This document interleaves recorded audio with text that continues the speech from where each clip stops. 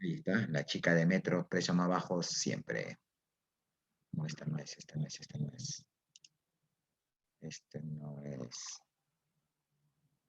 Tampoco es este.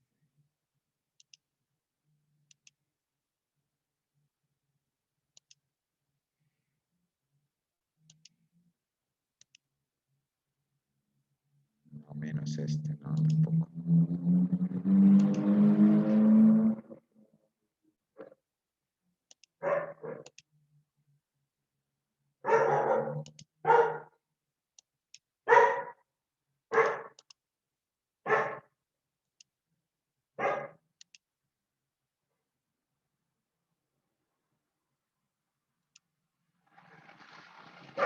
Ya. Listo. A ver, ¿observas el material ahí, mi estimado jovencito? ¿Observas el material? Vamos a ver el repaso general número 13 en lo que respecta a historia del Perú. Dice, ¿no? Bueno, es un tema que abarca desde la prosperidad falaz hasta la guerra del guano y el salitre, ¿correcto? Están ahí, ¿no, niños? Ey, siguen ahí, ya se fueron. Sí, profesor. Sí, ya se fueron todos. ¿Qué tal? ¿Cómo estás, Vanesita? Gracias por contestar. Lo demás, ya. Sandra, están ahí, Vanessa, listo, muy bien, ya. A ver, un poco, Memorex, refrescando tu memoria, mi estimado. ¿En qué consistía la prosperidad falaz?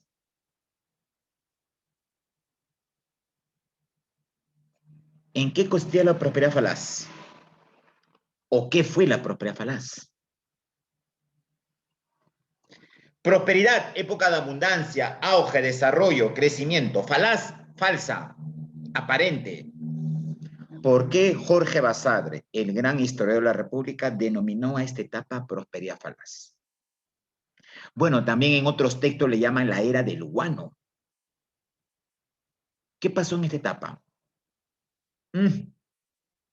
Niños, ¿qué pasó en esta etapa de la prosperidad falaz? ¿Saben, no? ¿Qué pasó? A ver, te refresco la memoria entonces, ¿ya? Tu silencio me dice que no te acuerdas. Bueno, puede ser normal, pues ya. Estás acabando como mi abuelita a tu corta edad. Ya. Mira, escúchame. La prosperidad falaz es una etapa donde el Perú va a tener ingentes y grandes ingresos económicos, producto de la venta de un recurso. Era insignificante, pero tuvo mucho valor. El guano. Salitre y guano. Principalmente el guano, el salitre es en la época 1879. Ahora, ¿por qué el guano tuvo tanta cotización, tanto valor en el mercado externo, principalmente en Inglaterra, Francia y una parte en Estados Unidos? Principalmente Inglaterra. ¿Por qué se exportaba en toneladas? Y el Estado logró grandes ingresos económicos. ¿Por qué? ¿Por qué, mi estimado? ¿Para qué utilizaban el guano allá, en Inglaterra?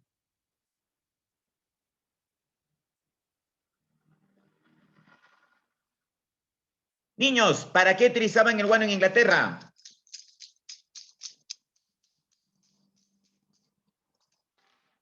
A ver, Omar, ¿para qué? Vanesita, Sandra, Cris, Jairo, ¿para qué utilizaban el guano de isla o de la isla?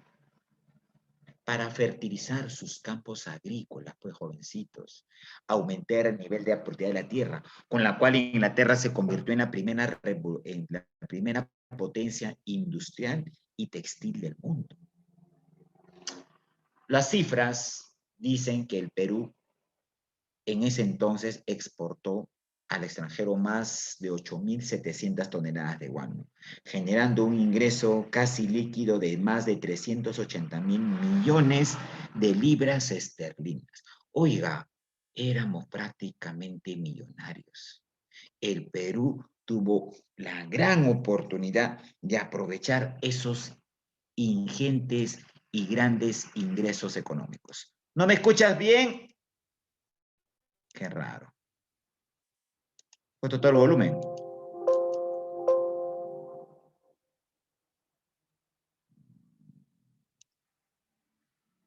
Ahora sí me escuchas. Niños, ¿me escuchas ahora sí? ¿Por qué no contestas, por el amor de Dios? Ahora sí, ¿no? Ya. Entonces, te dice, y esa va a ser la prueba prosperidad falaz. Ya. Ahora, pregunta. Profesor, si el Perú tuvo tantos ingresos económicos, ¿en qué lo gastó? ¿Por qué se perdió? ¿A dónde se invirtieron estos recursos?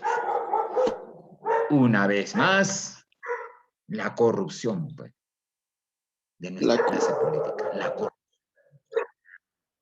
Y nuestros presidentes de esa época, Rufino Echenique, Ramón Castilla, Vivanco y otros más, despilfarraron los ingresos económicos. ¿Sabe qué significa la palabra despilfarrar? ¿No es así? Un despilfarro. Lo usaron en cosas improductivas. Oye, con ese dinero el Perú pudo llevar a cabo un desarrollo industrial. Lamentablemente no lo hizo. Ineficaz. La primera manifestación de la explotación del guano fue el arrendamiento. El Estado entregó casi la mayor parte de las islas de Chincha a la familia Quirós. Hernando Quirós, Cayetano Quirós, Hernando Quirós, el cual se encargaba de entregar el guano, pero a cambio de un pago por una determinada comisión. ¿Ya? Bueno, va a ser la primera forma de venta del guano. ¿Ya? Ello hay que tomarlo en cuenta. Entonces, pero este arrendamiento no le resultó rentable al Estado. Por eso que el Estado elimina el arrendamiento para generar otro tipo de... Y entran acá los consignatarios. Por lo tanto, aquí la clave es porque este tipo de contrato fue desfavorable al Estado peruano. ¿Ya? Y el Estado empieza a negociar con los consignatarios, los cuales también van a entregar un porcentaje mínimo de las ventas, mientras los consignatarios con una gran parte de ello. ¿Ya? A ver, doctrina de la soberanía polar. Para esto vamos a tener que ver un momentito, solamente un cachito, esta diapositiva, rápidamente, ya, así. Hoy tratamos de avanzar lo más rápido posible. Acá tenemos, pues, la isla de Chincha, la más grande productora comercializadora de guano del Perú. Y este guano tiene gran cantidad de nitratos, de sales, minerales que permiten la fertilización de los campos agrícolas. ¿No es así? Oye, mira, mira, mira, mira. Esta fotografía refleja lo que se vivió en la época de las pruebas Falaz. Es una fotografía que apareció en los diarios, en las caricaturas de ese entonces, para ridiculizar a nuestra clase política. Pregunta, en la parte de abajo, cogiendo las ubres de la vaca, aparece Rufino Echenique, uno de los presidentes de la época de las pruebas Falaz. Acá aparece el señor Vivanco, uno de sus asesores, que también formó parte de esto. Pregunta, ¿qué están haciendo? ¿Qué dice la imagen? Dice una imagen vale más que 1000 palabras. A ver, ¿cómo interpretas la imagen, papito lindo, niña linda? Habla. ¿Cómo la interpretas? Habla, pues, hijo. Los corruptos se la han absorbido toda la... Exacto, ya tienes la idea. La vaca tiene un escudo en su lomo. ¿A quién representa la vaca? Bueno, debe ser una vaca, ¿no? Pero no va a ser un toro, ¿no? Porque si fuera toro, imagínate lo que estaría cogiendo este individuo debajo del toro. Y eso no es dable, ¿no? Es una vaca, ¿ya? No es un toro, por si acaso. ¿Ya? Aclarando y aclarando, porque si fuera toro, imagina que hubiera pasado, ¿no? A ver, ¿a quién representa la vaca? Al Estado peruano. Y estos individuos están mamando, están lactando, están prácticamente dejándola así, totalmente esquelética al Estado peruano. Y el otro individuo está jalando. Sí, te escucho. Al Estado. ¿Qué más? ¿Qué más, Mayrita? ¿Qué representa?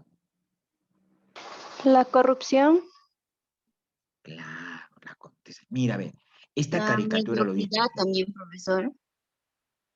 Exacto, claro que sí, también, mi estimada Vanessa, claro. Entonces, date cuenta que nunca antes se ha generado un nivel de corrupción. Por eso, creo que a ustedes les mandé una ocasión, y asumo yo que lo habrán leído, pero lo compartí una ocasión con ustedes, a través del chat, si no me equivoco, no sé qué medio, pero les alcancé el libro Historia de la corrupción en el Perú, del historiador Quirós, que habla de la corrupción del Perú desde el virreinato, pasando por la prosperidad falaz, y le dedica páginas al supuesto al nefasto personaje que dicen que está muerto, Alan García Pérez, que generó más corrupción que otro tipo de gobierno, juntamente con el gobierno fujimorista. Niveles descomunales mayúsculos. Otra vez, mira, ve, aquí otra vaca. Aquí está Castilla, Vivanco, Echenique, Torrico y otra. Mira, todos los presidentes buscando sacar una parte de la porción. El Estado era como una gran vaca donde todo querían leche. Y había pues que usurpar, robar, generar, digamos, ingresos. Por eso que el Estado perdió acá, pues. Terrible, ¿no? Mira lo que se fue. El Perú perdió su gran oportunidad de realizar un proyecto de industrialización. Si el Perú hubiera utilizado esos ingresos de la venta del guano en generar industrias, tengo por seguro que hoy seríamos una potencia económica en el Pacífico Sur y estaríamos por encima de la hermana República de Chile, cosa que no ha sucedido así. Pues. La bendita y establecida corrupción. Aquí tenemos las aves guaneras. Bueno, le llamaron guano porque las principales aves que defecaban este recurso eran los guanayes. Estos son guanayes, por ahí su nombre de guano. ¿Ya? Y acá, observa, así se distribuyó los ingresos de la venta del guano. Mira, a ver, ya. El 29% de los ingresos de la venta del guano sirvió para aumentar la burocracia civil. La burocracia civil quiere decir funcionarios que trabajan en el Estado. Ministros, diputados, congresistas, asesores más. Ellos recibieron jugosos sueldos. ¿Y de dónde salía ese dinero? De la venta del guano, pues, 29%. 24.5% para expansión de la burocracia militar. Pagar los salarios de los principales funcionarios del militar, coroneles, generales y demás. Si tú sumas 29 más 24%, ¿cuántos da total? A ver, es casi 54%, ¿me equivocó? Casi 55%. Más de la mitad de los ingresos de la venta del guano sirvió para pagar los jugosos sueldos de los funcionarios del Estado y del Ejército. O sea, dinero despilfarrado. Ahí tienes, pues. Ocurrió el clientelaje político, una vieja táctica en este país. Los que está aplicándose hoy detrás del señor Castillo. ¿Has visto? Oye, ¿cómo es el poder, no? Ahora todo el mundo quiere reunirse con Castillo. Los ex candidatos de la primera vuelta están ahí, rondando como moscas sobre Castillo.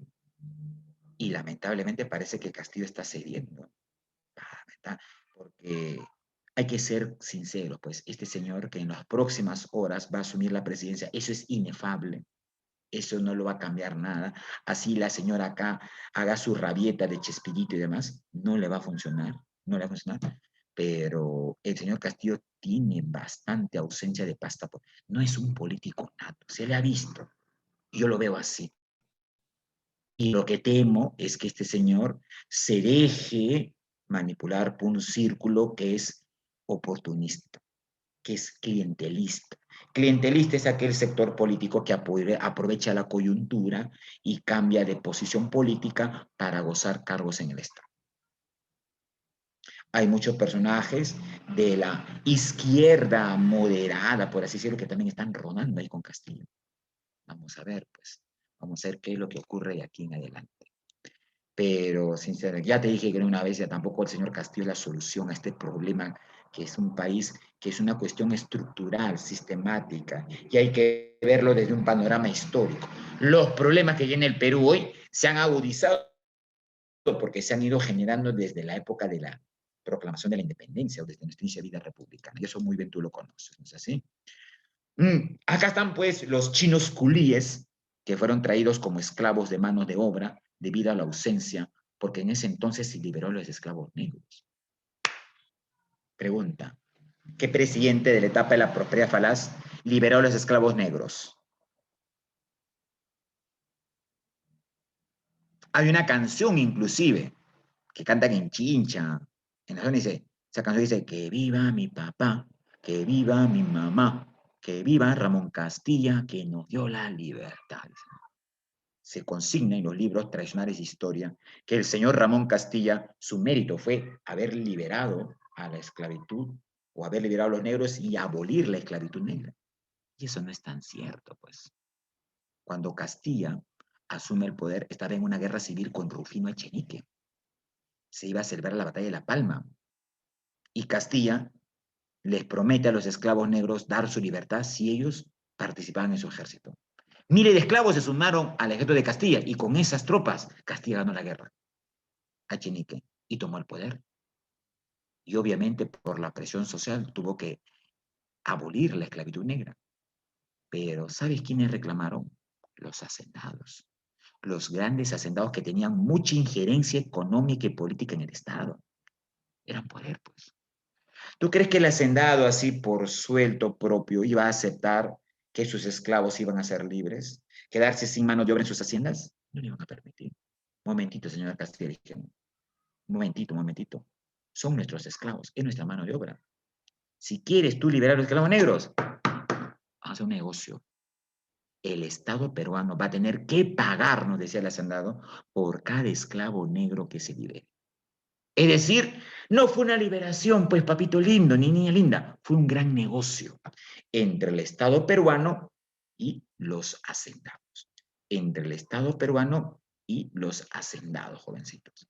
Oye, y en esos años se pagó cifras exorbitantes por un esclavo negro en Norteamérica. Estoy hablando de los años 1840, 1850. Por un esclavo negro en Norteamérica se lograba pagar hasta 8 a 10 dólares, que en ese entonces era mucho dinero, ¿eh? Muchísimo dinero. ¿Sabes cuánto se pagó acá en el Perú por esa misma condición de esclavos? Se pagó 50 y hasta 60 dólares por cada esclavo. Imagínate el gran negocio que resultó para los hacendados. Profesor, ¿y de dónde se sacó el dinero para pagar todo esto? Ah, ¿de dónde, pues? De la venta del guano, pues. Donde el señor Castilla, jápana, recibió también su porción. ¿O crees que no recibió? Sería ingenuo pensar que no recibió parte de esa tajada, de esa inmensa torta, por así decirlo. Y ahí, donde los hacendados le reclaman a Castilla, pues, tienes que reponer la mano de obra. Ahora, ¿quién va a traer mi hacienda? ¿Y qué hace Castilla? Trae a estos personajes, a los chinos culíes. Los trae con engaños, con falsos contratos, donde vas a tener un trabajo, dice. Y mira, le pusieron grilletes, le pusieron cadenas y trabajaron en reemplazo de las manos de esclavos. Los chinos culíes, la nueva esclavitud, en las haciendas azucareras y producción argonera de la costa norte. Terrible, ¿no? Ahí tienes la muestra de un botón más en que se generó los gastos de esta guerra. Vamos aquí. Acá me interesa para ver la pregunta número 2. Y disculpa que me he exaltado tanto. Aquí en el siglo XIX, mitad del siglo XIX, 1850, 1860, se va a dar un debate entre dos sectores políticos. Un sector planteaba la soberanía y la inteligencia, otro sector planteaba la soberanía popular.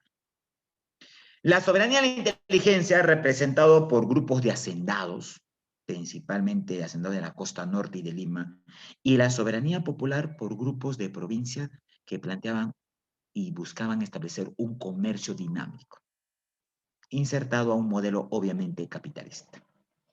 El representante de la soberanía de inteligencia es el señor Bartolomé Herrera, que por cierto era un sacerdote, que dirigía el centro de San Carlos, el convictorio de San Carlos, uno de los centros académicos más importantes en la época de la prosperidad falaz. ¿Qué dice este señor?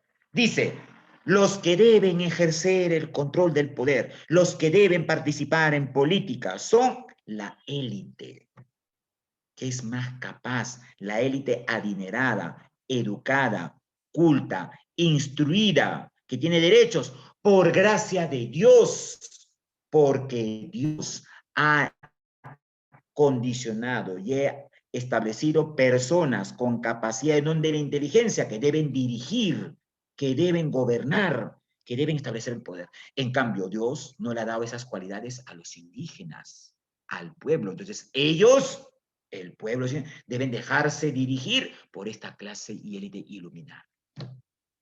Este señor Bartolomé Reyes dice, el indígena es un salvaje, El indígena es un bárbaro que no tiene acceso a educación, por lo tanto no puede, ni siquiera puede dirigirse a sí mismo. Por lo tanto, los intelectuales, los hacendados, la gran élite va a decidir por ellos. Oye, mira, imagínate, qué terrible, ¿no? O sea, ¿qué quiere decir esto? Que el indígena no tiene inteligencia, que el indígena no tiene capacidad, que el indígena es simplemente un elemento, un títere más a los intereses de las grandes hacendadas. A esa condición planteaba el señor Bartolomé Herrera. Pregunta, ¿es correcta esta posición? ¿Es correcta esta posición? Totalmente racista. Pregunto, ¿es correcta o no esta posición, papito lindo? Respóndeme. No. Obviamente que no. Y este discurso lo he escuchado hace poco. Oye, la señora Keiko y sus asesores son más racistas que el propio Bartolomé Herrera. Cuando la señora K, la innombrable, presentaba sus pseudos argumentos para sustentar el famoso fraude, que no sé, en su mente acá de ella surge el fraude, este abogado, su abogado, no sé qué nombre tiene este individuo, el innombrable este, dijo en una conferencia de prensa, dijo así textualmente, los de la sierra, allá pues en Ayacucho, Andahuaylas, Huancavelica, a ellos les han manipulado su voto. Ellos, los de la sierra, no han hecho el voto efectivo y ahí se ha dado el fraude. Oye, mira cómo lo dice, los de la sierra, o sea, el mismo tono y la misma forma como lo establece, genera o no un marcado racismo. Un marcado elemento discriminativo. Claro, pues. ¿Acaso no tiene criterio para votar? ¿Acaso no tiene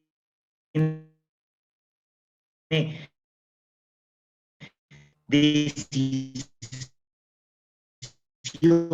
soberana para ejercer su voto? La señora acá dice, ¿no? En una conferencia dijo, no, fraude, pues ¿cómo es posible que en el pueblo ya Tayacaja, en Huancavelica, los han votado por nadie ha votado por mí? Fraude del sur, toda la sur del sur del Perú ha votado por otro, no ha votado por Keiko, porque sabe lo que representa Keiko. El indígena no es tonto, pues, no cuenta cuál es la opción que es dañina para los intereses políticos de este país. Ahora que la señora acá me diga que es fraude, es una total estulticia, disculpa el término. Pero así se pensaba, pues. ¿Qué planteaba los de la soberanía popular? Los comerciantes provincianos.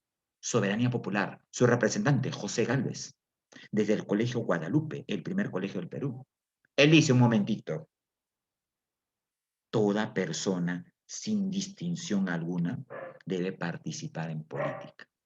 El pueblo, los indígenas, también tienen la condición de elegir, de participar en las decisiones políticas del país. Soberanía popular.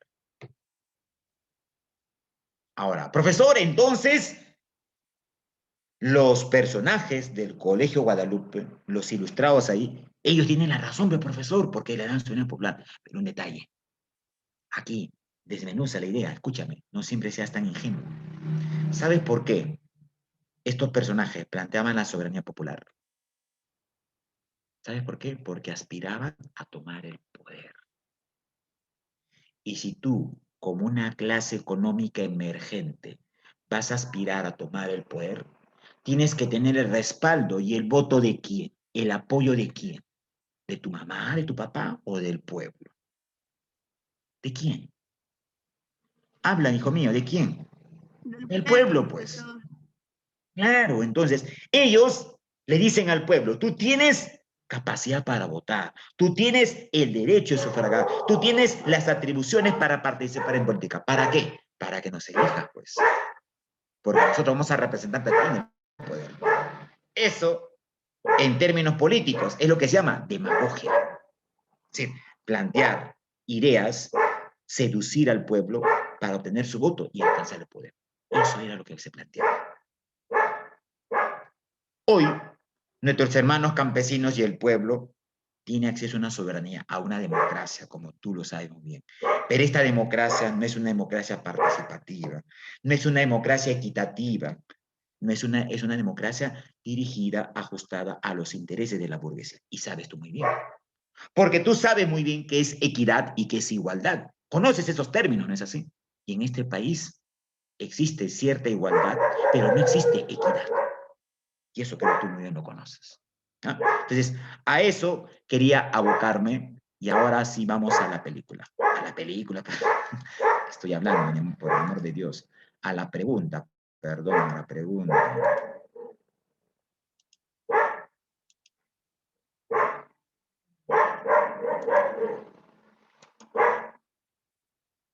Caramba, ¿qué es esto?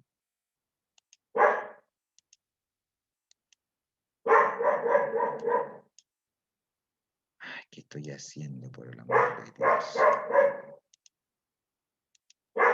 Ya. Entonces, la pregunta dice, ¿la doctrina de la soberanía y la inteligencia fue planteada por quién? Ya te expliqué más de lo debido. ¿Por quién fue planteada esta soberanía? Que planteaba que el pueblo puede votar, puede decidir, puede participar en política, puede sufragar y demás, con intenciones netamente demagógicas. La C, claro, pues Bartolomé Herrera, de la inteligencia, claro, ya tiene razón, Bartolomé Herrera. Y era perteneciente. Mira, así pensaba la Iglesia Católica dentro de los hermanos indígenas. O sea, para la Iglesia Católica, nuestros hermanos indígenas eran miserables, simples seres ruines, simples seres que ni siquiera tenían condición digna, humana. Por eso, acá un detalle. Yo sí estoy así abiertamente en discrepancia con algunos de los postulados de la Iglesia Católica que en todo el desarrollo histórico ha tenido grasos errores. Grasos errores. A ver, la pregunta 3 te explicaba. Ya, a ver. ¿Está Doris presente? Señorita Doris. Profesor, buenas noches. ¿Cómo Somos estás, tres Doris? compañeras. Doris, ¿qué tal? Ya, listo. Saludos. ¿Quién está más contigo? Aparte de Doris, Almendri. Rosalinda, Doris y Rocío. Ya, listo. Buenas noches, Rosalinda, Doris y Rocío. Buenas noches, profesor. Buenas noches. Ya, a ver, escúchame, señoritas, para todas ustedes. La pregunta dice, la abolición, la eliminación de la esclavitud. Buenas noches, hijo. ¿Qué ocasionó la eliminación de la esclavitud? Señoritas, Doris y compañía. Clave. Hace poco lo expliqué con el ejemplo de Ramón Castilla. ¿Qué ocasionó la eliminación de la esclavitud negra en el Perú?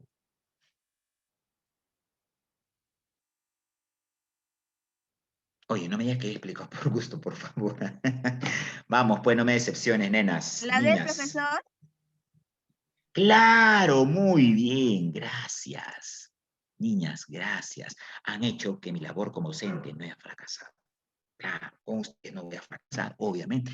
Claro, ¿y quiénes eran los sustantivos dueños? Los hacendados, pues, que por cada esclavo recibieron un pago. Oye, hay documentos, el mismo Quirós lo denuncia, que estos hacendados falsificaron documentos, porque el Estado dijo, ya, vamos a pagarte por cada esclavo, pero tráenos un documento que conste que ese esclavo es tu propiedad.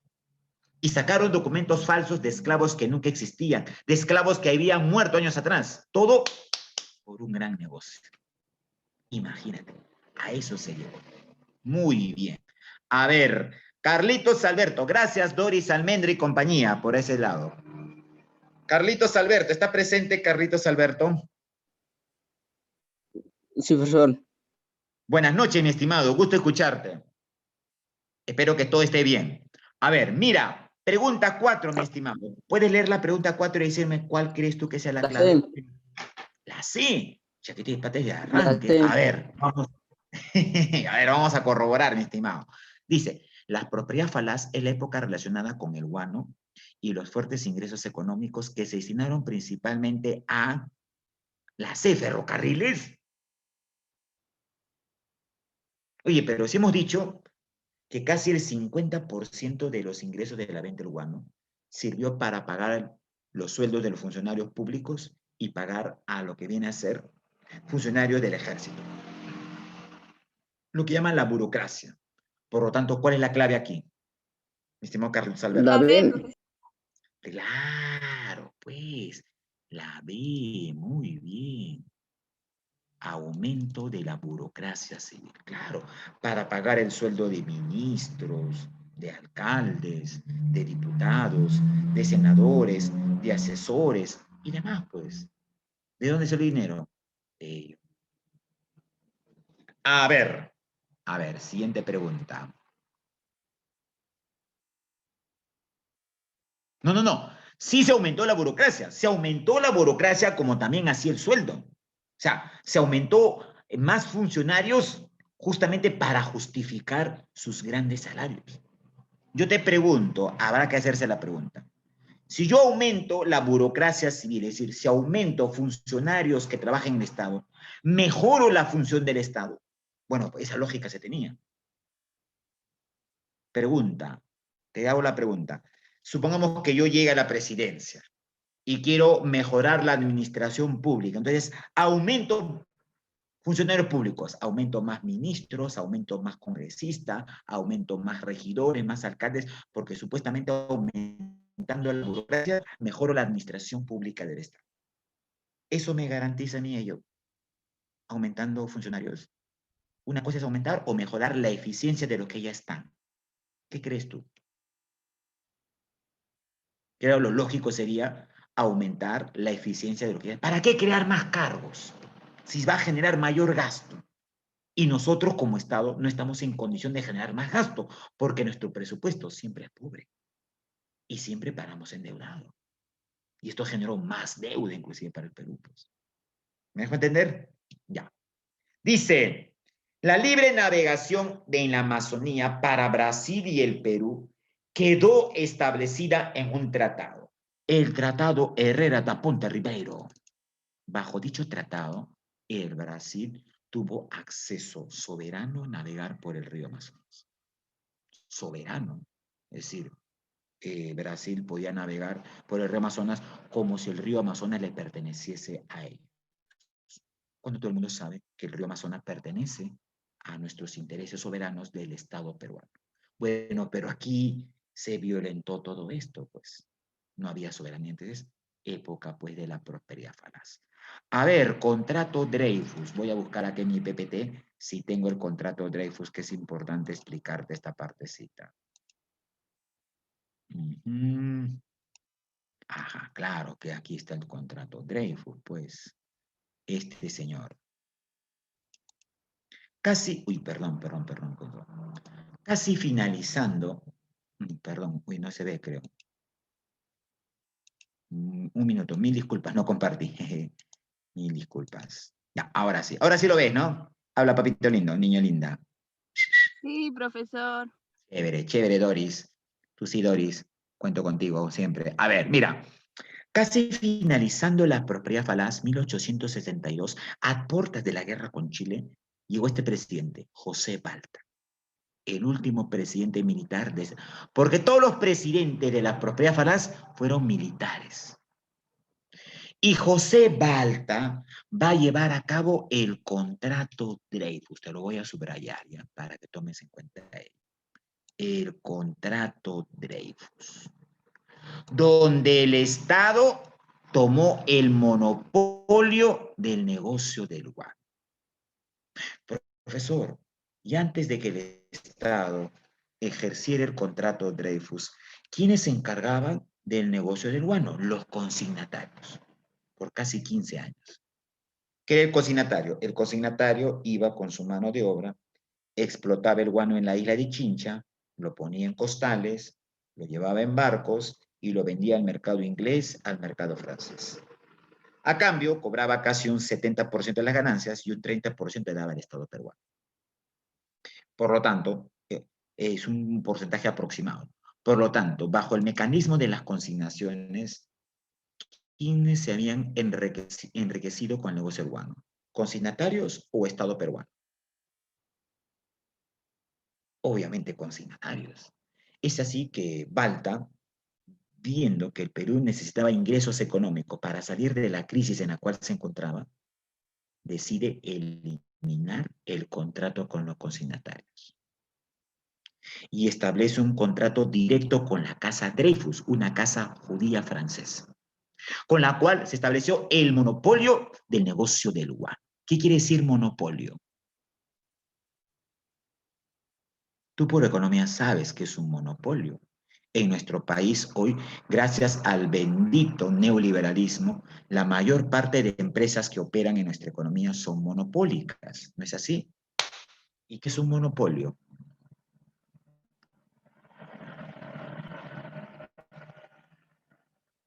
Niño lindo, ¿qué es un monopolio?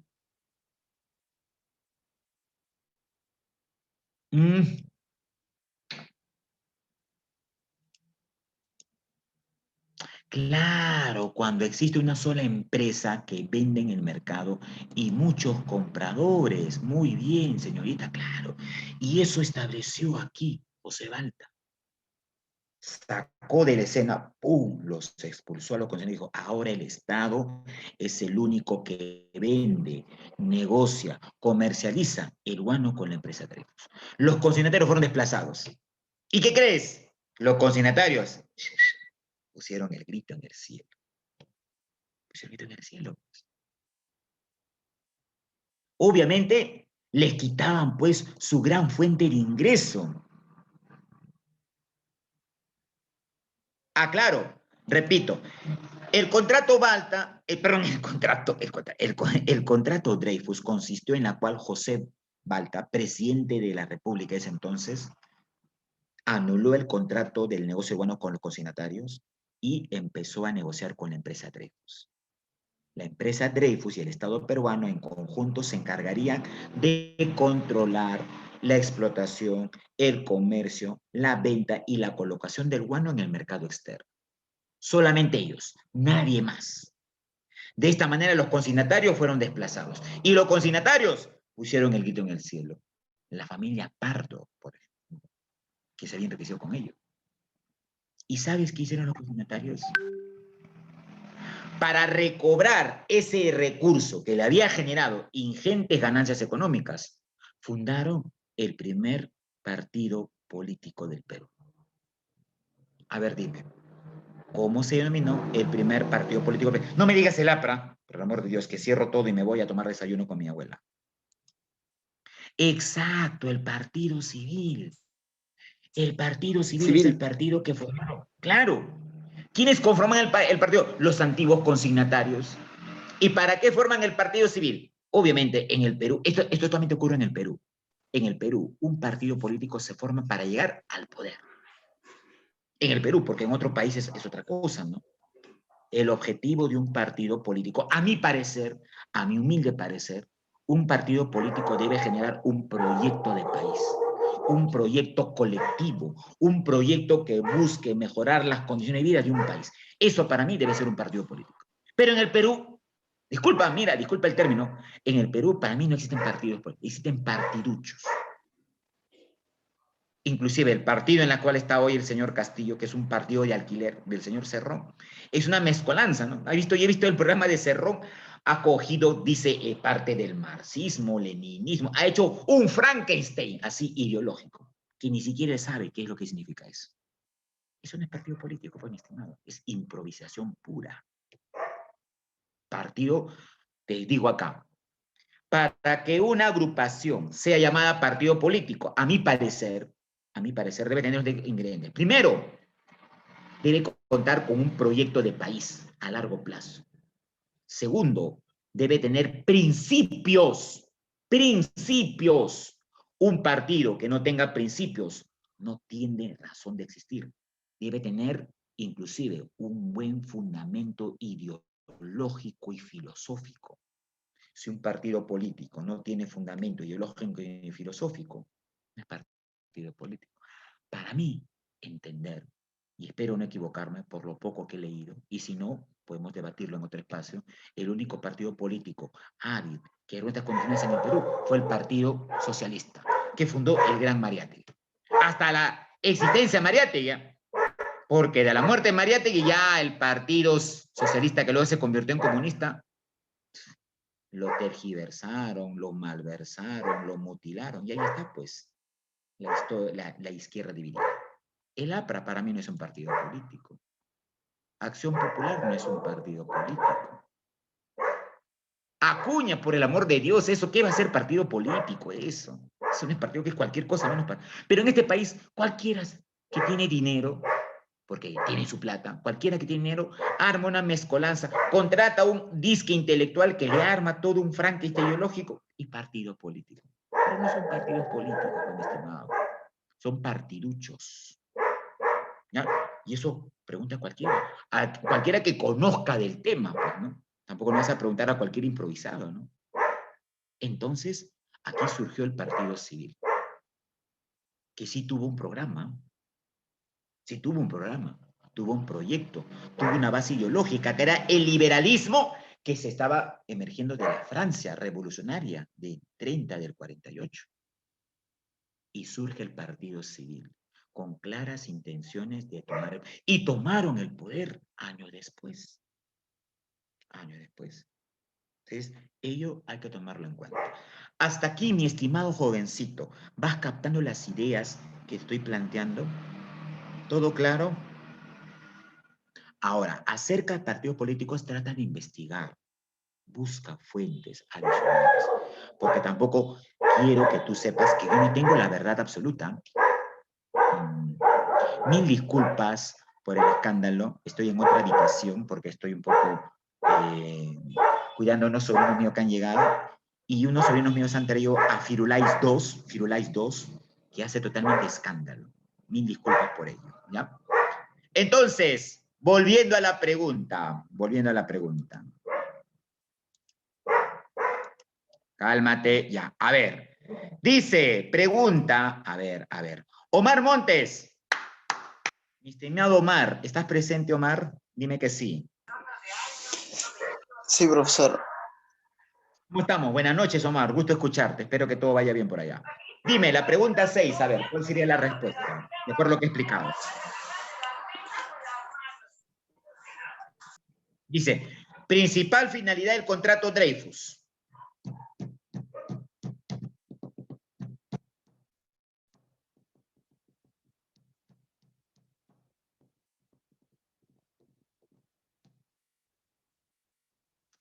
Omar, ¿estás ahí? ¿Cuál fue la principal finalidad del contrato? Aquí estoy, profesor. Ya. ¿Cuál es tu clave, mi estimado? A ver, según lo que usted crea conveniente. La A. Mayra dice la A. Impulsar la explotación. Pero el salitre, ¿sabes? Por explotar después, hija. Acá estamos hablando de guano. Prescindir de los consignatarios. La B, la D. La C. Claro. No, prescindir de los consignatarios.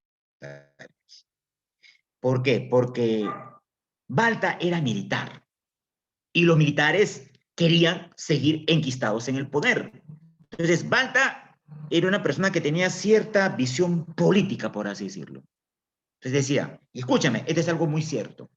Cuando una clase social tiene poder económico, lo próximo que va a querer conseguir es el poder político, es decir, llegar al gobierno. ¿Es así? ¿O no es así? Dime tú. ¿Quiénes han financiado todo el circo de la señora acá en esta purulenta, folclórica campaña que ha hecho para llegar al poder? Que ha gastado millones de soles. ¿Quién lo ha financiado? ¿Su papi? Su papi no, ¿ah? Su esposo, el gringo este, por favor, ese individuo. ¿Quién lo ha hecho? Los grandes grupos empresariales, pues. Claro, el grupo Romero, el grupo Brescia, el grupo Añaños, el grupo Alicor, que hoy quiere recuperar sus inversiones y te está vendiendo el aceite a 7, 8 soles, por eso no compres aceite de Alicor, compra aceite Beltrán, está a 4.30, yo sé dónde venden, si quieres te doy el dato. Claro, está pues, millones de dólares. Entonces, ten en cuenta esto, grábate esto en la cabecita, papito lindo. Cuando una clase social, cuando un grupo político, una clase tiene el poder económico, lo próximo que va a querer es el poder político. Ya sea de manera directa o indirecta. Indirecta, pues, financiando a ciertos candidatos de su cierta preferencia. ¿Es así? Entonces, y también hay que tomarlo en cuenta. ¿Correcto, mi estimado? Muy bien. Seguimos, dale que dale. Ajá, ahí está. Los ingresos obtenidos durante el gobierno de José Balta, mediante el contrato de Dreyfus, porque tuvo grandes ingresos, principalmente fueron invertidos ¿para qué? Bueno, algo interesante hizo Balta con el dinero. Invirtió en una obra, una red vial que comunicaba el Callao con el centro del país, La Oroya y esta parte Cerro de Pasco, paralela a la carretera central. Si digo paralela a la carretera central, ¿qué será? La C. La B. Claro. C, hija mía. Vías férreas. Oye, algo interesante. Balta va a ser un presidente que va a construir o mandó construir el ferrocarril central. Para ello traen a un gran ingeniero, supuestamente el más proyectado en la materia, Enrique Meis. Y Enrique Meis también generó corrupción. Ese ferrocarril central acá que pasa por la carretera central fue construido en la época de Balta. ¿Y para qué? Para traer los minerales que se fundían porque en La Oroya en ese entonces había una planta de fundición. Es decir, el mineral llegaba ahí, se fundía en grandes hornos y luego se echaba en barras y salía como lingotes. Y esos lingotes eran traídos en ferrocarril desde La Oroya hasta el Callao. Y del Callao se llevaban al mercado externo. Por eso que el ferrocarril central tenía esa importancia. La construcción de vías férreas. Ajá, a ver. El Grupo Social Independencia Electoral, comandada por Manuel Pardo, líder de los civilistas y líder de los exconsignatarios, tenía un claro contenido.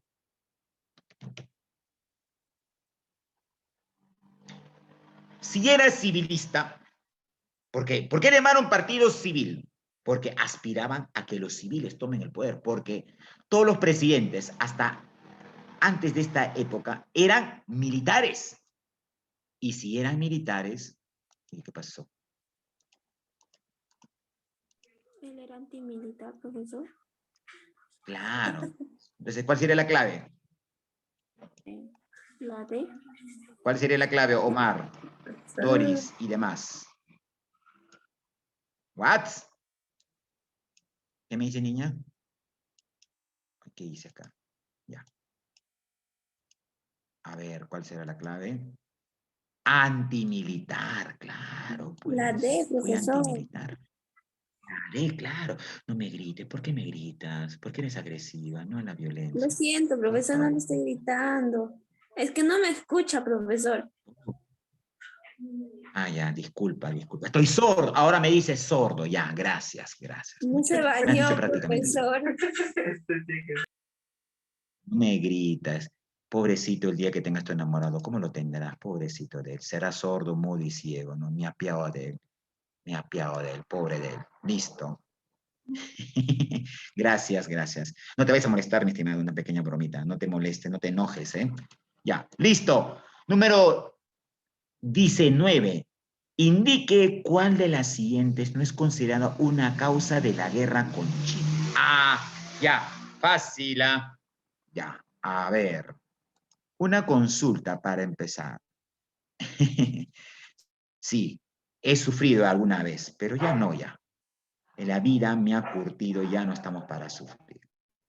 Por eso, mi abuela siempre dice, la mujer que te va a amar, así como eres, con virtudes y defectos, porque yo tengo muchos defectos. Si me conocieras, en realidad, a profundidad, tengo muchos defectos como también virtudes. Mi abuela me dice, ninguna mujer te va a amar, te va a querer más que solamente yo. Y es muy cierto, Ningún varón te va a amar más que lo hace tu padre. Ninguna mujer te va a amar más que lo hace tu madre. Pues si tu enamorada dice, Pepe, te amo con todo el corazón, te está mintiendo. Tu madre te ama más que tu enamorada. Y si tu enamorada te dice, Pepe, te amo con todas las fuerzas de mi corazón y de mi ser, te está mintiendo. Porque si aplicamos la física, ¿qué dice la física de Newton? La fuerza, la sumatoria de todas las fuerzas es igual a... Cero. A cero, pues. O sea, si tu enamorado te dice, Teresa, Doris, te amo con todo el corazón, con todo el corazón, te está estafando, pues físicamente hablando. Pues, por eso que en el amor también hay que aplicar la ciencia, ¿ya? Hay que aplicar. Pura finta, A profesor. ver, vamos.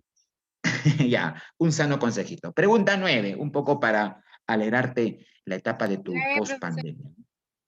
Ya, a ver, mira. En la guerra con Chile, muchos erróneamente creen que solamente participan 3 países. Chile, Bolivia y Perú. Pero hay un cuarto país, un país que va a promover.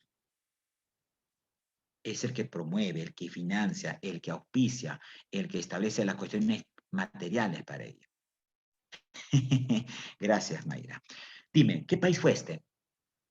El que promovió, el que financió la guerra. Y al final de cuentas es el país Inglaterra. Tú lo has dicho muy bien, Inglaterra. ¿Y por qué?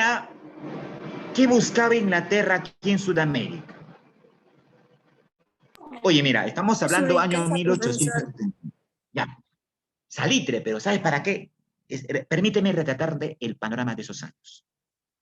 Aparte de materias primas, hija mía, buscaba el recurso salitre, pero ¿sabes para qué?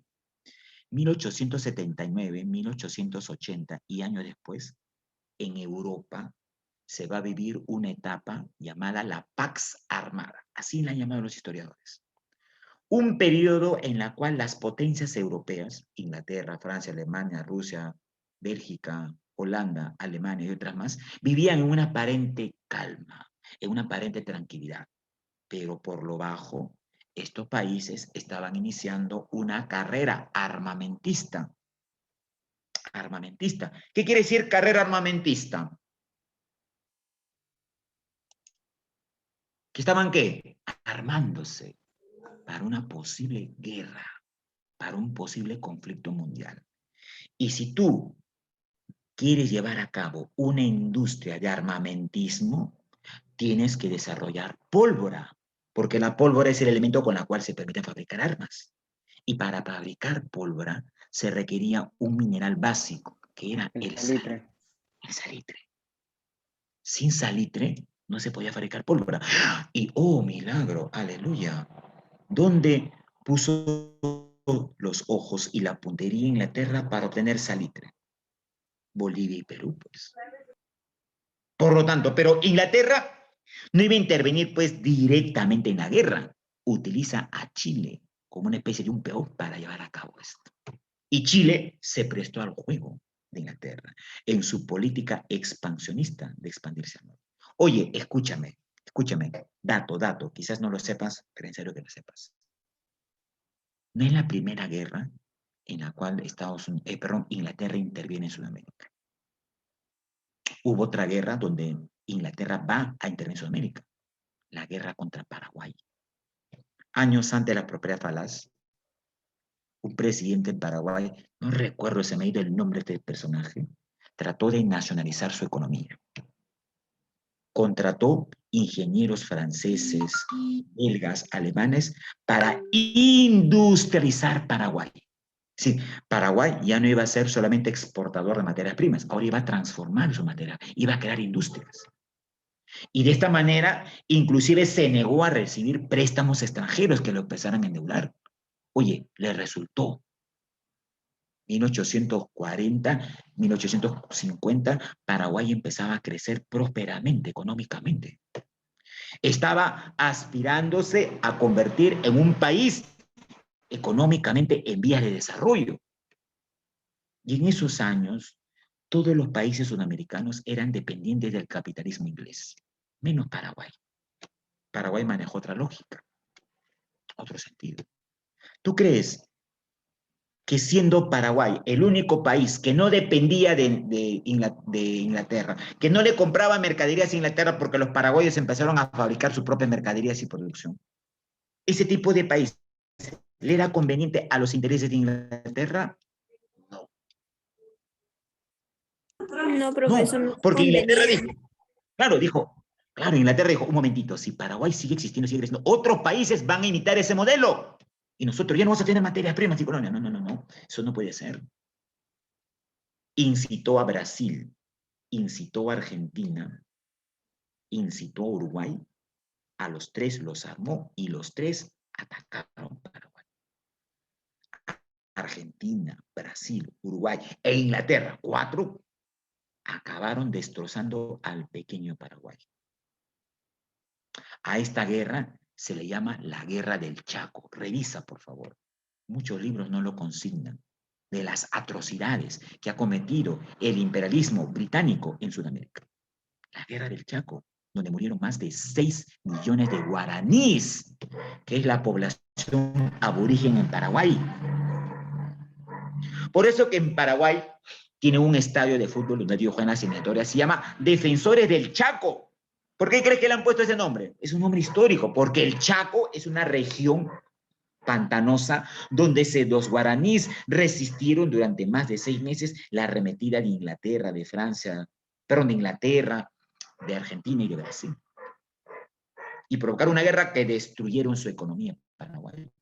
Inglaterra puso un presidente títere y este presidente títere se ajustó y se arrodilló a los intereses de Inglaterra. Eso no es novedad, mi estimado, que Inglaterra promueva guerras. Lo hizo en Paraguay y lo hizo en Perú y lo hizo en Bolivia utilizando a Chile. Lo mismo que está haciendo hoy Estados Unidos a nivel mundial, pues. Con todas las guerras que tú ves el día de hoy han sido promovidas por Estados Unidos, ¿o me equivoco? Claro, es la misma lógica. Claro, obviamente con otros mecanismos, pues. Ahora ya se utiliza, pues, la diplomacia, ahora se utiliza la ONU, ¿no? Se utilizan otros mecanismos, entre comillas, pero en el fondo son intervencionistas. Intervencionistas. ¿Me dejo entender hasta ahí? Entonces, apelo a tu sentido de investigación y trata de leer, busca en otros textos, qué fue la Guerra del Chaco, para que te enteres al respecto de la intervención y la agresión del imperialismo británico en territorio americano. Pregunta, ¿cuál es la clave en la 9? Nicole, clave en la 9, mi estimada.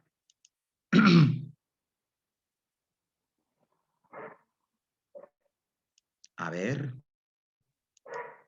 Obvio, pues no hay otra, ¿no? La 9, la E, ¿segura, niña? Una de las causas principales. La C, pues. La C, el salitre. El salitre. ¡Oh, hay otra causa! Observa bien. ¿La D? El afán. Claro, muy bien, niña. El afán expansionista de Chile. Chile buscaba expandirse al norte, porque para Chile la única vía de desarrollo económico es el norte. Y ese proyecto, ¿quién lo apoya? Inglaterra. Inglaterra va a apoyar ese proyecto. Sí, mi estimada, te escucho. La pregunta dice que no es Sí. considerada como causa. ¡Ah! Hoy, lapsus. Lapsus, brutus pajariatos. Uy, perdón. Una falla, profesor. Ya ves, ahora no puedo errar. Ya, pues, o sea, que no puedo fallar. ¿Quieres que sea perfecto? Por favor, soy humano, ¿ya?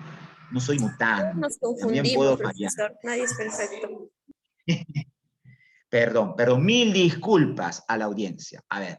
La que dice no es considerada causa. Entonces, ¿cuál es aquí? ¿Cuál es la causa? ¿Cuál no es considerada causa? La E. Ahora sí te doy la razón, niña. Claro, la E, pues. Muy bien. Exacto. Lo demás sí es considerada causa. Exacto. Mil disculpas.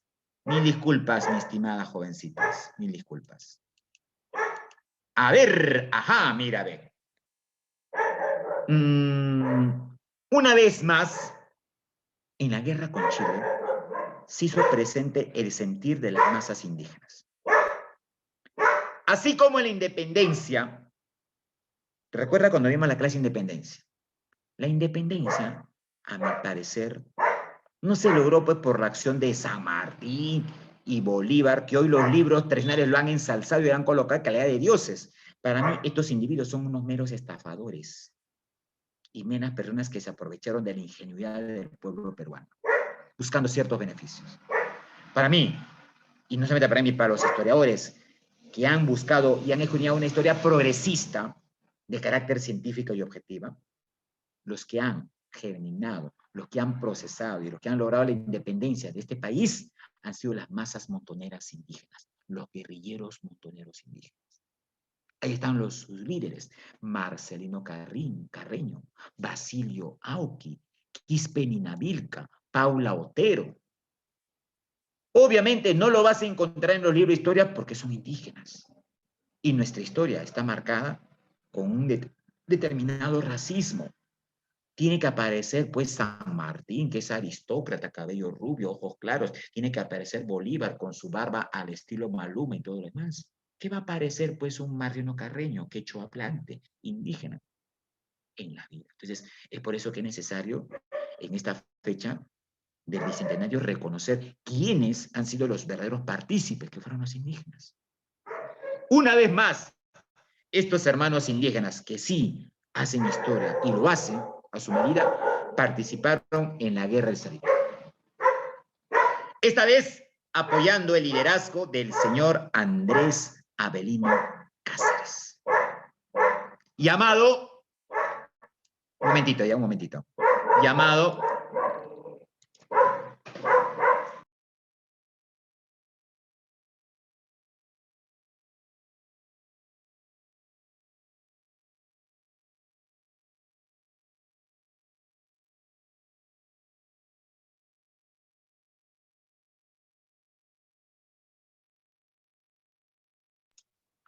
perdón, fue un momento a callar a Firulais, que estaba totalmente descontrolado. ¿Cómo le llamaban al señor Andrés Avelino Cáceres? Tenía un apelativo en la Guerra del Pacífico. El brujo de los Andes, profesor. El brujo de los Andes. ¿Y por qué? ¿Por qué era el brujo? ¿Era como tu suegra, qué? ¿Por qué le decían brujo de los Andes? ¿Por qué tiene ese apelativo? Profesor. Por las tácticas que utilizó. Se cuenta. Aparecía y desaparecía. Exacto, exacto. Es cierto lo que dice Dori. Mira, como el señor Cáceres conocía la agreste geografía andina, rocosa y montañosa, y los indígenas también, cuando las tropas chilenas iban, atacaban por un flanco y luego desaparecían y atacaban por otro flanco. Los chilenos, que no conocían el espacio geográfico, crearon pues el mito de que el señor, digamos, Andrés utilizaba esta estrategia y era un brujo que aparecía y desaparecía. Se dice que el señor Andrés Avelino Cáceres a las llamas que tenía les colocaba ponchos, les colocaba gorros y a lo lejos, en las altas punas, hacían parecer que eran hordadas de ejércitos que estaban vigilando a que los chilenos se acercaran. O sea, diversas tácticas que se utilizó. Entonces, recordar que la campaña de la Breña se inició en esta zona de Chosica. Aquí en Chosica, el señor Cáceres instaló su cuartel principal, captando indígenas de Huarochirí, captando indígenas de Yauyos, captando indígenas de Canta. Tomó la carretera central y llegó hasta Huancayo, donde en Huancayo se enrolaron más gente indígena y lograron hacer un gran fuerte, en la cual el señor Cáceres venció en muchas batallas a las tropas chilenas. Concepción, Marcavalle, Pucará y Sangra, una batalla en las alturas de Huarochirí. Entonces, ten en cuenta acá lo siguiente, como te dije en una ocasión. En una guerra, ¿quién es el triunfador en una guerra? El país o el ejército que tiene mejor armamento o el que tiene mejor estrategia. El que tiene mejor estrategia. Estrategia, pues el armamento es relativo. Y creo que te mencioné un ejemplo, la guerra de Vietnam. Revisa, guerra de Vietnam, de repente algún día lo estudiaremos. Vietnam le enseñó al mundo que un simple pueblo, con simples guerrilleros, con no tan sofisticadas armas, derrotó a la gran poderosa Estados Unidos. Fue derrotada, humillada, tuvo que retirarse con el rabo entre las piernas, como dice mi amigo el Chavo del Ocho en la guerra. Lo mismo pasó con Cáceres. Entonces, dice, la resistencia iniciada en los Andes por el señor Andrés Avelino Cáceres y sus guerrilleras indígenas montoneras, dice, tuvo éxito principalmente ¿por qué? Por causa divina, porque los Apus lo apoyaron, porque el dios Huiracocha lo bendeció. ¿Por qué? A ver, vamos, deduce la respuesta. Apresúrate que tengo que calentar el lonche para la abuelita. La E. La E. La astucia desplegada por Cáceres. ¿Solamente por Cáceres? ¿La batalla la ganaba O la Cáceres o la D, ganaban las profesor. masas? Claro, la D. Por el valor, el arrojo, el coraje, la entrega, la resistencia de los campesinos de la Sierra Central. Huancayo, Huancavelica, Apurima, Huarochirí y cientos de indígenas. Héroes anónimos una vez más. Por eso, ten en cuenta lo siguiente. Si vemos la historia de forma científica, de forma objetiva, la llamada historia materialista que tú debes abordar, la historia, los hechos históricos lo hacen los personajes, los héroes, o lo hacen las masas, o lo hace el pueblo. ¿Quién hace la historia? ¿Quién imprime la historia de una sociedad, de un país? ¿El pueblo, las masas o los personajes y los héroes? ¿Quiénes? ¡Habla! ¿Estás ahí, niño? ¿Quién realiza o genera los hechos históricos? ¿Las masas o los personajes? Las masas, pues, y los pueblos. La masa, profesor. Exacto. Los líderes solamente son los que dirigen las masas. Eso tenlo en cuenta. Eso tenlo en cuenta. Por eso que existe un principio en el derecho que se llama la soberanía popular, que muchos no lo entienden. Y la soberanía popular implica que el pueblo tiene la capacidad, la facultad, la atribución, la prerrogativa de ejercer, fiscalizar el poder de los funcionarios públicos. Por eso los actuales congresistas, los actuales alcaldes, regidores que ejercen el gobierno en tu zona, en tu región, aunque no lo creas, son empleados nuestros y deben trabajar en beneficio de nuestros intereses, porque estos individuos han llegado al poder no por su voto de su mamá ni de su papá, sino de todo el pueblo. Y deben responder por sus actos a todo el pueblo. Y el pueblo debe fiscalizar a estos funcionarios si no hacen adecuada función. Pero eso en este país no existe. ¿Sabes por qué? Porque en este país falta cultura política, falta cultura cívica. No tenemos eso. Cosa que sí lo tiene Chile, Argentina, Brasil. Ellos sí tienen cultura política, ellos sí tienen cultura cívica. Acá no, pues. O tú oyes hablar hoy a los jóvenes de política. Bueno, los jóvenes hablan de Free Fire, de Maluma, del señor John Kelvin que ha golpeado a su esposa como piñata en fiesta infantil. O sea, de hecho es un poco intrascendentes. O sea, no hablamos de hechos que realmente ameritan una reflexión, ameritan discusión, que van a ser hechos objetivos de... Claro, debemos concientizar las masas. Por eso, yo a veces, muchos me dicen, pero es usted muy crítico, pero es muy soñador, profe, me dicen. Eso no va a cambiar nada. Pero yo sí tengo las claras esperanzas y si es posible utilizar la palabra fe de que esta situación va a cambiar. Yo ya no voy a cambiar. Soy consciente. 10 años más y estoy 5 metros con mi abuelita. 5 metros debajo del suelo, obviamente. Ustedes son la próxima, ustedes son la generación denominado bicentenario. Son ustedes los que van a cambiar con tus actos, con tus acciones y demás. Y a eso estamos abocados. Por eso yo, con mucha lástima, quizás no veré el poco y el paulatino cambio que va a tener este país. Porque sí, tengo esperanza que este país va a cambiar.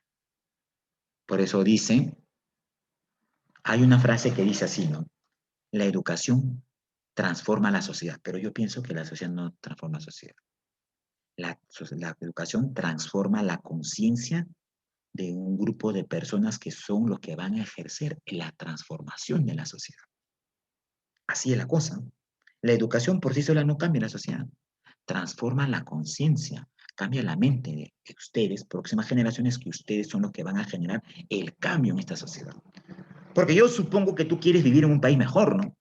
Tú quieres tener tu familia a futuro tu esposo, tu esposa futuro en un país más humano, más justo, menos discriminativo, con mayores oportunidades? ¿O tú quieres seguir viviendo en un país que cada vez es más caótico del actual? Obviamente no. Y por eso estás educándote. Y por eso esta red de educación con claro sentido científico eliminaba de todo sesgo, ¿no? Porque tú lo sabes muy bien, ¿no? La educación que estamos brindando aquí dista muy radicalmente de otros espacios. Aquí, aparte de educarte, estamos formando. Y eso no lo vas a ver en otro lado. O sí, o lo vas a ver en otro lado. Que te formen a manera de conciencia, a manera de ser, a manera de una persona íntegra y completa. No lo vas a ver. Por eso, una vez más, valora mucho todo lo que hacen los profesores en este espacio. No solamente mi persona. Yo soy un elemento más. Yo no hago todo. Aquí somos como hormiguitas que sumamos este proyecto. Que mi sueño y el sueño de todos nosotros los docentes es que este proyecto crezca más. Y está en ustedes que eso se pueda dar.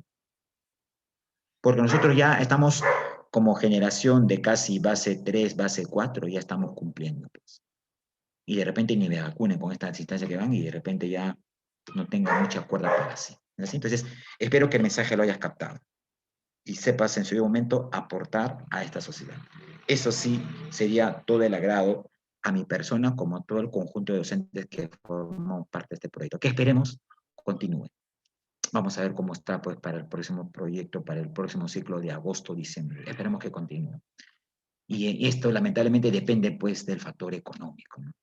Lamentablemente es así, ¿no? Pero vamos a ver, pues, vamos a ver qué hacemos, cómo reorganizamos esto.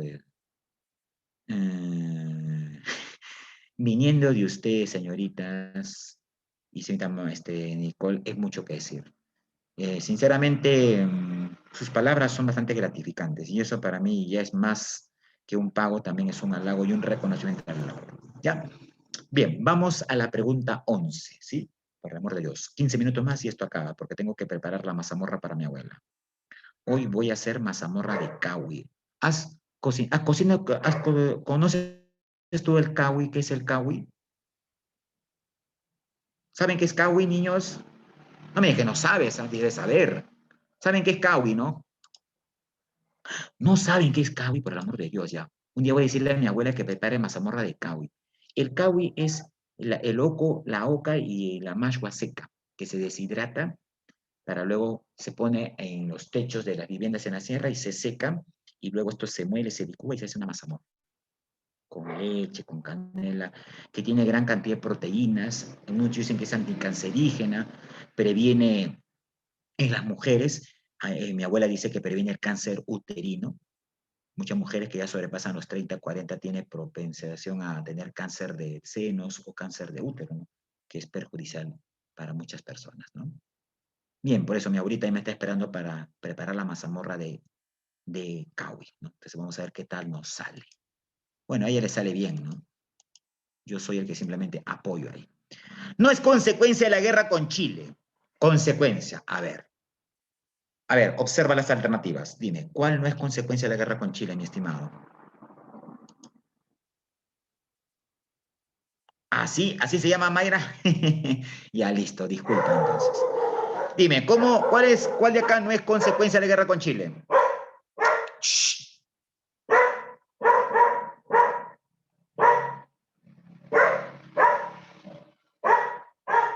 Jovencito, no te duermas. ¿Cuál de estas alternativas no es consecuencia de la guerra con Chile?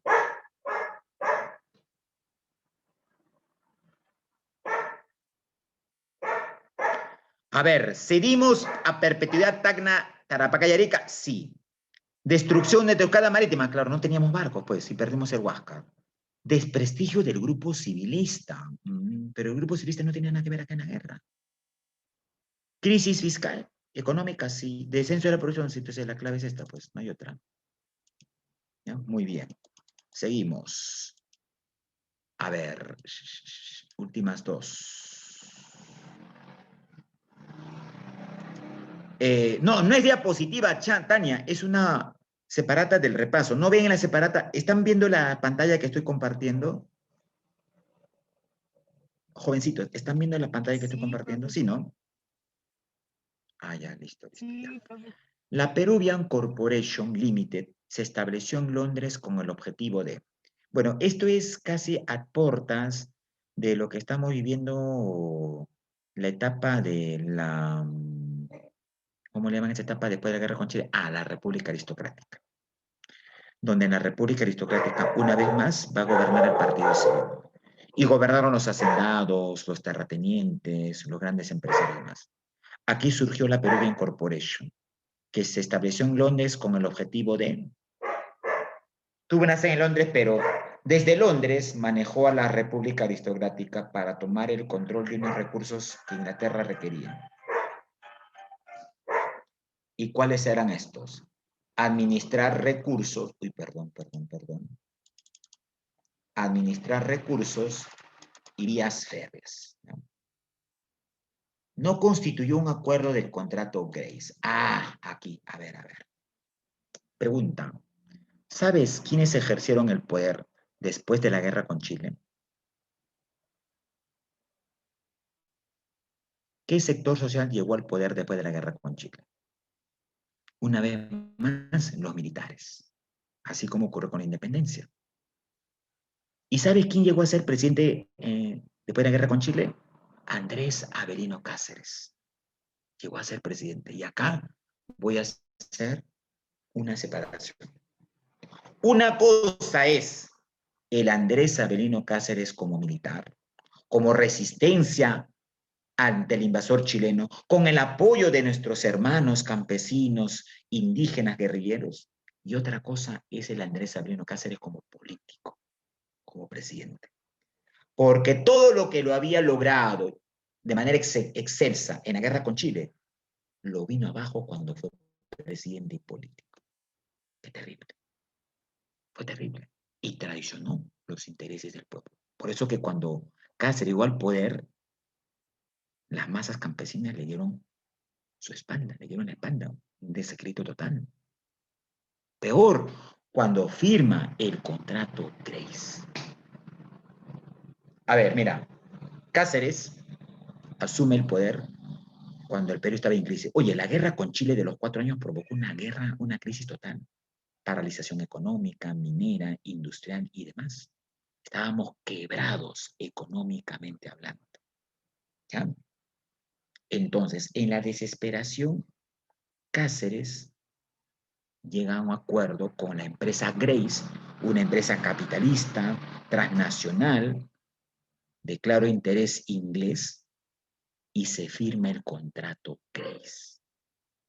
El contrato Grace significó que Cáceres, uno, se aferrara a la dependencia económica inglesa. Dos, el señor Cáceres le entregó en bandeja de plata el aparato productivo, los recursos y el mercado al capitalismo inglés. Eso hizo Cáceres, traicionando los intereses, la confianza que le había otorgado el pueblo y los indígenas. ¿En qué consistió esto? A ver, para empezar,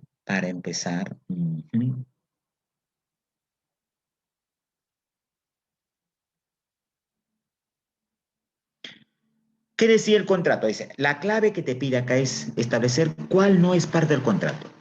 Uno de los contratos es que el Estado peruano, pago del Estado peruano a los tenedores de bonos. ¿Qué es un tenedor de bonos? Mira, el Perú, nadie le quería prestar después de la guerra con Chile. Nos cerraron los préstamos. ¿Sabes por qué? Porque el Perú no había pagado su deuda durante la guerra con Chile. Bueno, ¿con qué íbamos a pagar? Pues estábamos en guerra, no teníamos ni un peso.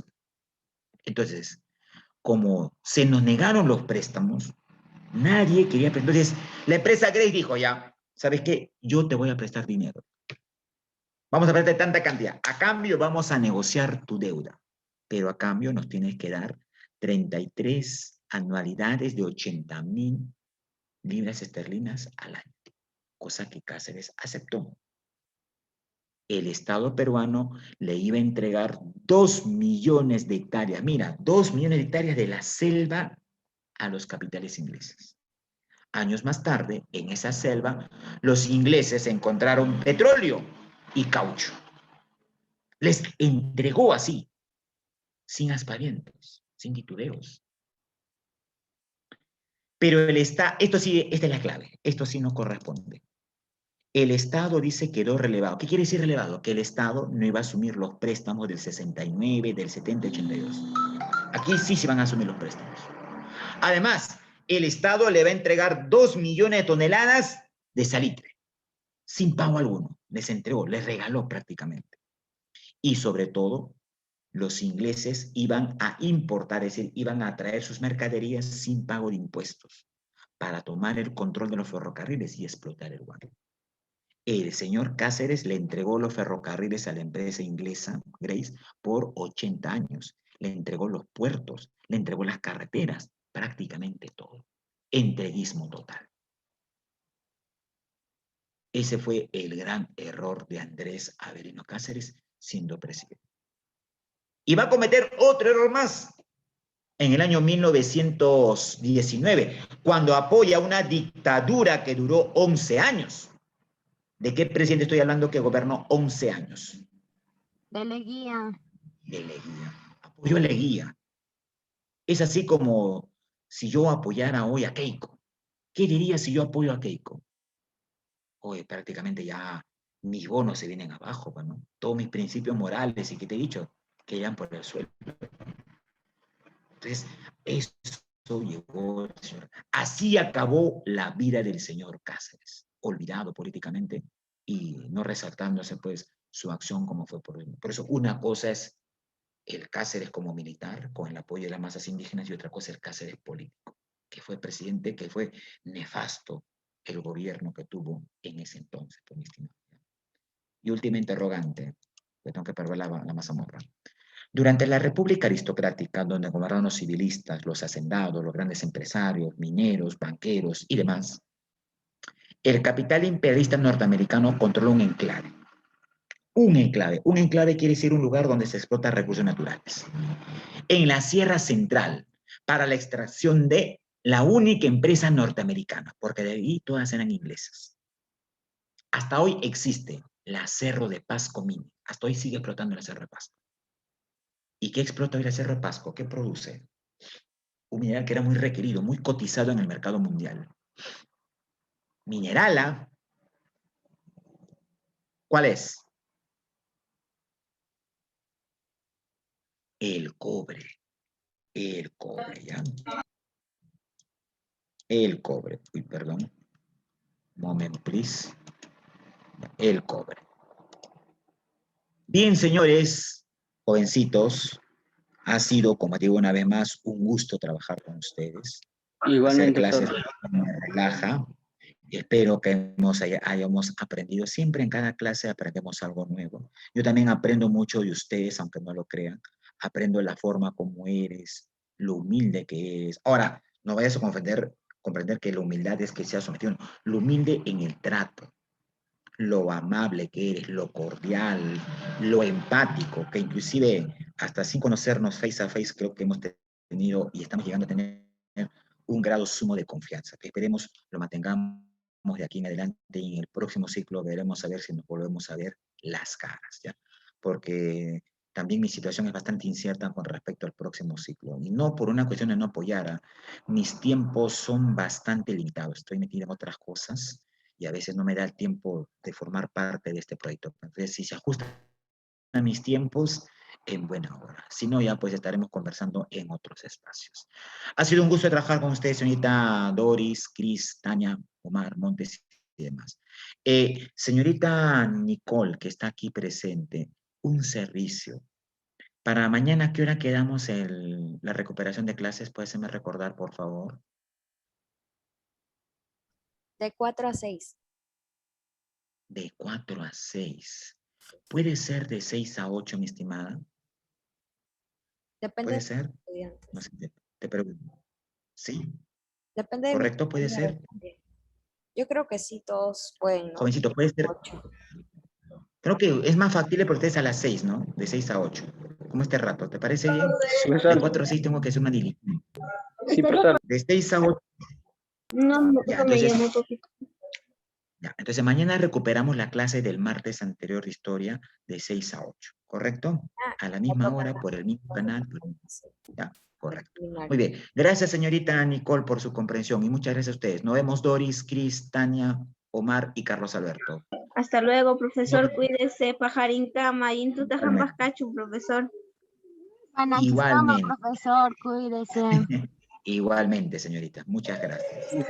Panachiscama, profesor. Upananchiscama con todo. Pajarín cama, profesor. Panachiscama, Ayintuta, profesor. profesor. No sería Ayintuta Mauta.